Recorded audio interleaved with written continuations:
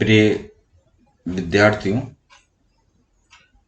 BA part third के paper test के दूसरे कालांश में आप सभी का स्वागत और अभिनंदन है। पिछले कालांश में मैंने आपको भारतीय दर्शन के बारे में बताया था। दर्शन क्या है, दर्शन के कितने भेद होते हैं इत्यादि के बारे में मैंने प्रस्तावना के रूप में आपको संक्षिप्त विवरण प्रस्तुत किया था। इसी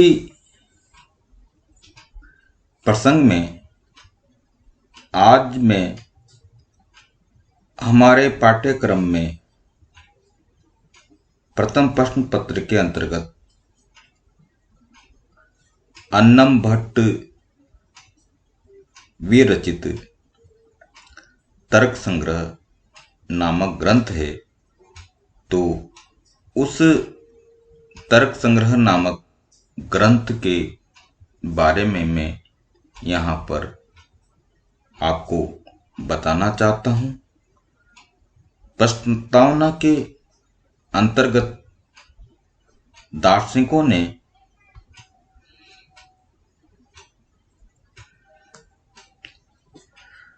अपनी अपनी स्वाभाविक रुचि, परिस्थिति अथवा भावनाओं से वस्तु तत्व को जैसा देखा, उसी को उन्होंने उसे दर्शन नाम से पुकारा है। इसके शब्दों में मानव का अर्थात दूसरे शब्दों में मानव का अनादि जिज्ञासा के समाधान में प्रवृत्त शास्त्र का नाम ही दर्शन कहलाता है। दर्शन शब्द की व्युत्पत्ति दृश्यते अनेन इति दर्शनम अर्थात जिसके द्वारा देखा जाए वही दर्शन कहलाता है। प्राचीन काल में दर्शन के लिए आत्मविद्या, आत्मज्ञान और आत्मविज्ञान का भी प्रयोग किया जाता रहा है। वस्तुतः जीवन के प्रति मानव मात्र का दृष्टिकोण ही दर्शन कहलाता है, जो व्यक्तिशः भिन्न भिन्न होता है। अपने चारों ओर व्याप्त दृश्य अदृश्य पदार्थों को जानने के लिए मानव की जिज्ञासा हुआ करती है। उसके साथ उन वस्तुओं का क्या संबंध है और उस वस्तु का निरूपण किसके द्वारा होता है तथा उसके ज्ञान के साधन क्या है इत्यादि आशंकाओं के समाधान में ही दर्शन शब्द की उत्पत्ति और प्रादुर्भाव का इतिहास निहित है। इसी संदर्भ में अन्नम भट्ट विरचित न्याय वैशेषिक दर्शन का एक बाह्यवादी एवं यथार्थवादी दर्शन है। यह बाह्य जगत को वास्तविक मानता है, जहां अद्वैत वेदांत के ब्रह्म को सत्य मानता है, अथवा सांख्य प्रकृति और पुरुष दो तत्वों को सत्य मानता है। वहीं न्याय वैशेषिक दर्शन में द्रव्य, गुण, कर्म, सामान्य, विशेष, समवाय एवं अभाव ये 7 पदार्थ होते हैं। प्रत्येक पदार्थ अपने आप में सत्य है, उसका अपना सिद्ध स्वरूप है तथा परस्पर पृथक एवं निरपेक्ष सत्ता भी रखते हैं। इसी संदर्भ में अन्नम भट्ट विरचित तर्क संग्रह न्याय वैशेषिक दर्शन का प्रवेश द्वार कहलाता है। तर्क संग्रह बच्चों अथवा न्याय वैशेषिक के ज्ञान से रहित लोगों को सरलता पूर्वक समझाने के लिए एक अनूठी रचना या कृति भी कहा जाता है। बच्चों, जैसा कि नाम से ही स्पष्ट है कि तर्कों का संग्रह, यथा तर्केन्ते प्रतिपाद्यन्ते इति तर्काः द्रव्यादि शब्द पदार्थाः तेषां पदार्थानां तर्काणां संग्रह इति तर्क संग्रह। इस प्रकार इसकी व्युत्पत्ति भी की जाती है। दूसरी व्युत्पत्ति तर्केन्ते अनेन इति तर्कः प्रमाणम, अर्थात जिसके द्वारा प्रमेयों अथवा ज्ञान को प्राप्त किया जाता है वह प्रमाण अथवा तर्क संग्रह कहलाता है इत्यादि। यह भी उत्पत्ति की जाती है। इस प्रकार द्रव्यादि शब्द पदार्थों का संक्षिप्त विवरण तर्क संग्रह नामक ग्रंथ में किया गया है। इसी प्रसंग में अन्नम भट्ट ने अपने ग्रंथ में सर्वप्रथम मंगलाचरण करते हुए कहा है, निधाय हृदि विश्वेशम विधाय गुरु वंदनम बालानाम सुख बोधाय क्रियते तर्क संग्रह। हृदि, हृदय में, विश्वेशम, विश्व के ईशम अर्थात स्वामी। तो हृदय में विश्वेशम, संपूर्ण संसार के स्वामी अर्थात ईश्वर को विधाय रखकर गुरु वंदनम, गुरु की वंदना करके बालानाम, बालकों के सुख बोधाय, सुख पूर्वक ज्ञान के लिए तर्क संग्रह क्रियते, तर्क संग्रह नामक ग्रंथ की रचना की जा रही है। बच्चों, यहाँ पर अन्नम भट्ट ने भी सांस्कृतिक परंपरा का अनुपालन करते हुए सर्वप्रथम अपने ग्रंथ के प्रारंभ में मंगलाचरण प्रस्तुत किया है। सामान्यतः यह अवधारणा है कि मंगलाचरण ग्रंथ की सुखद एवं निर्विघ्न समाप्ति के लिए आवश्यक माना गया है। जैसा कि कहा भी गया है, ग्रंथस्य निर्विघ्नः परिसमाप्ते अर्थम, अर्थात अन्नम भट्ट ने भी इसी उद्देश्य से अपने ग्रंथ के प्रारंभ में मंगलाचरण किया है।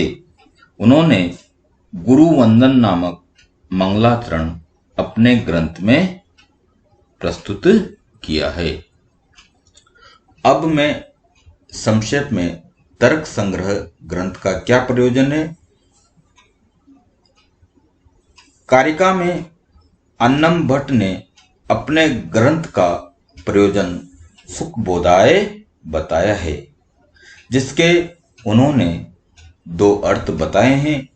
पहला अर्थ है सरलतया न्याय शास्त्र का ज्ञान कराने के लिए, और दूसरा अर्थ बताया है सुख दुख ध्वंसः मोक्ष इति यावत् सुखाय बोधः सुख बोधः, अर्थात मोक्ष के ज्ञान के लिए ये दो अर्थ उन्होंने बताए हैं।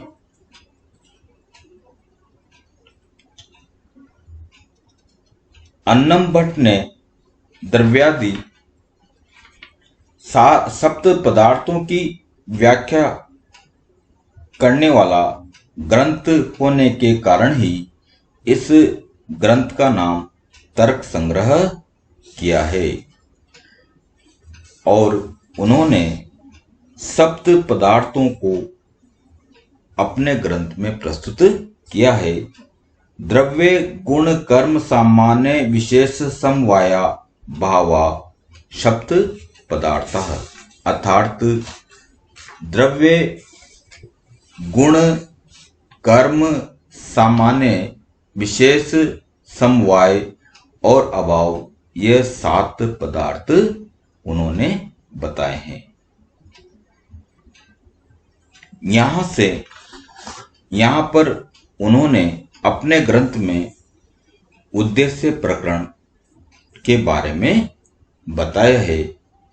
नाम मात्र का कथन करना ही उद्देश्य कहलाता है, अर्थात नाम मात्र का जहां परिगणना या गणना की जाती है वह उद्देश्य कहलाता है। यथा नाम मात्र संकीर्तनम उद्देश्य।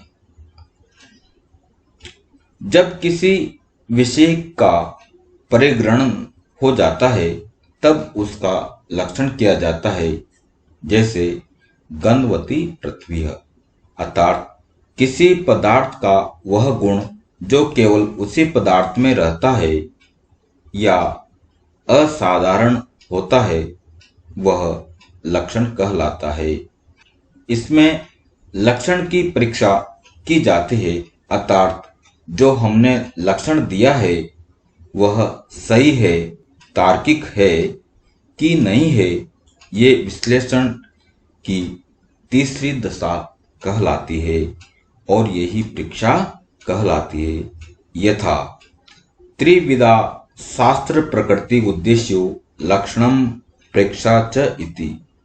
इसी प्रसंग में यहाँ उद्देश्य प्रकरण में सर्वप्रथम पदार्थ का निरूपण किया गया है। वैशेषिक दर्शन का पदार्थ सिद्धांत दार्शनिक जगत में अत्यंत महत्वपूर्ण है। पदार्थ का शाब्दिक अर्थ पद का अर्थ होता है, अर्थात शब्दों के द्वारा संकेतित वस्तुएं पदार्थ कहलाता है। तर्क संग्रह में भी इसी व्युत्पत्ति परक अर्थ को ग्रहण किया गया है। पदस्य अर्थः, यहाँ पर पद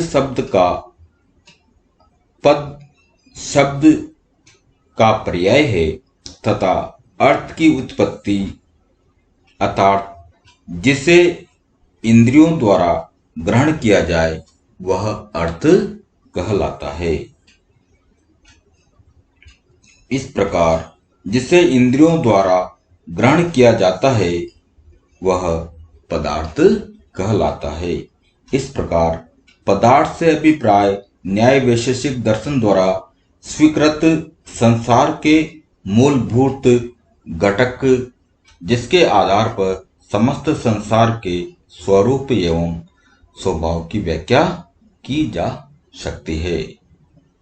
वैशेषिक दर्शन का मूल उद्देश्य जगत के स्वरूप एवं उसकी उत्पत्ति के विषय में वैज्ञानिक विश्लेषण प्रस्तुत करना है।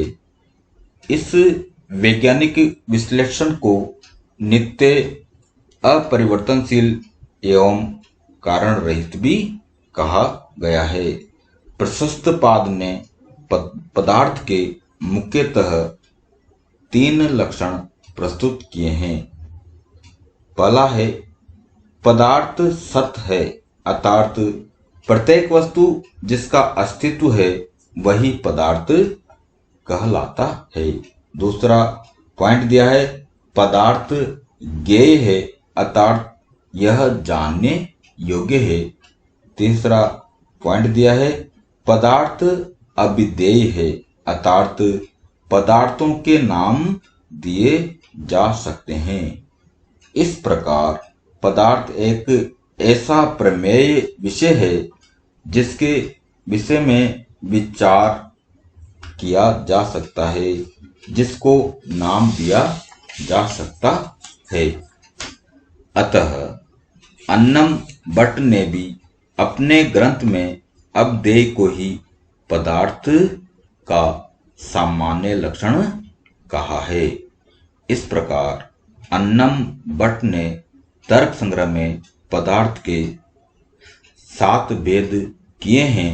पहला भेद है द्रव्य, दूसरा है गुण, तीसरा है कर्म, चौथा है सामान्य, पांचवा है विशेष, छठा है समवाय और सातवां है अभाव।